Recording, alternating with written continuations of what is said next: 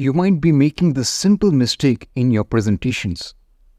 If your presentations contain a lot of static text and static images, then your audience is going to tune out sooner rather than later.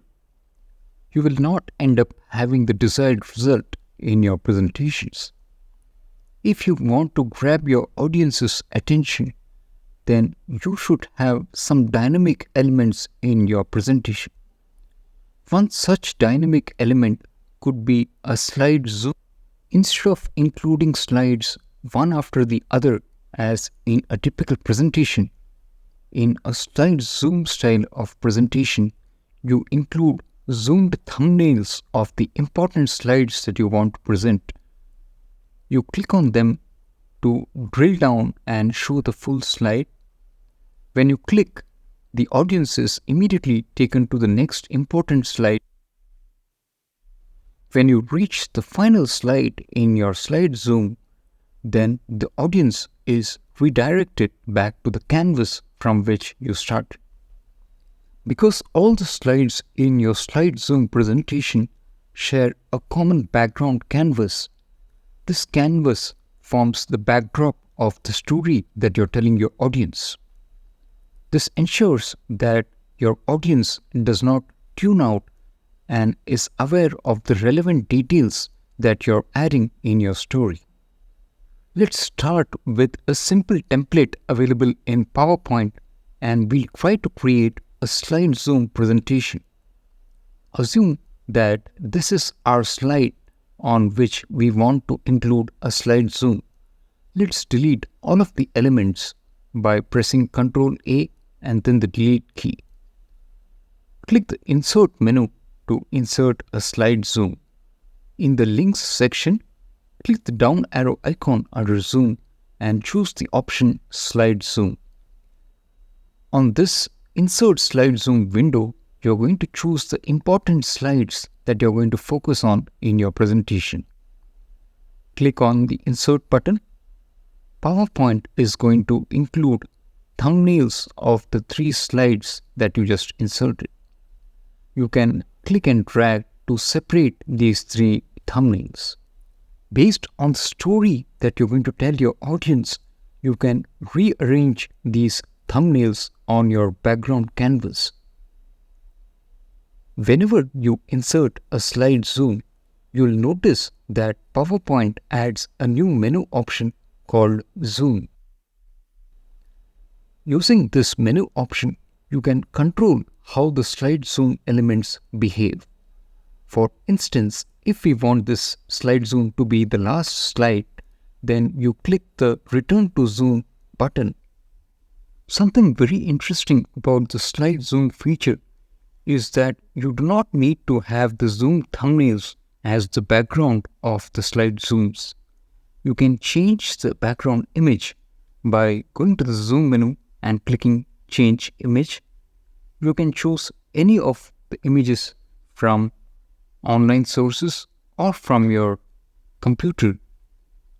For the sake of this video, let me include some icons. Click on the image, click on Zoom, change image. Choose one of the available images that you think will be a good addition as background to your story. Let's do this for all 3 of our slide zooms.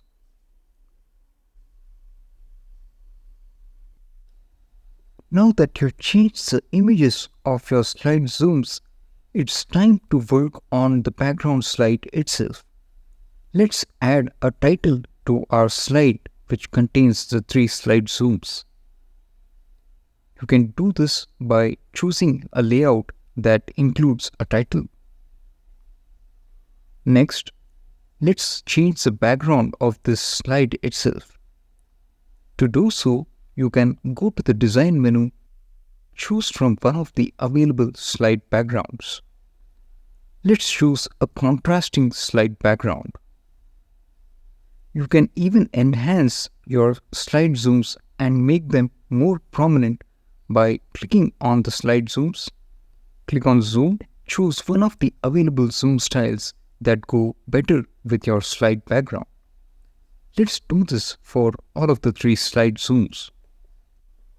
You're all set to use these 3 slide zooms in your presentation. But there's one simple setting that you need to take care of. When you click any of the slide zooms and go to the zoom menu, you'll see this option within zoom options that says return to zoom. You need to ensure that this option is unchecked for all of the slide zooms except the final slide zoom, after which you want the audience to return to your background canvas. Another important setting to keep in mind: when you click on a slide zoom and go to zoom, there is also an option called zoom transition along with a duration that you can set. This duration specifies for how long the slide zoom is going to be active when you click on it. If you do not want to use a fixed duration, then uncheck this option. With this, we are all set to see our 3 slide zooms in action. To get started, press the slideshow button or F5. Let's click on the first thumbnail to reveal the entire first slide. Go through this slide with your audience. When you click, the audience is taken to the zoomed image of the second slide in your slide zoom. Finally, to the third slide. When you click, the audience is returned to the background canvas on which you had placed the 3 thumbnails. Using simple slide zooms in your presentation can be a very straightforward method to make your presentations much more dynamic and impactful. If you have any comments or questions about this video, then let me know in the comments below. As always, thank you for watching.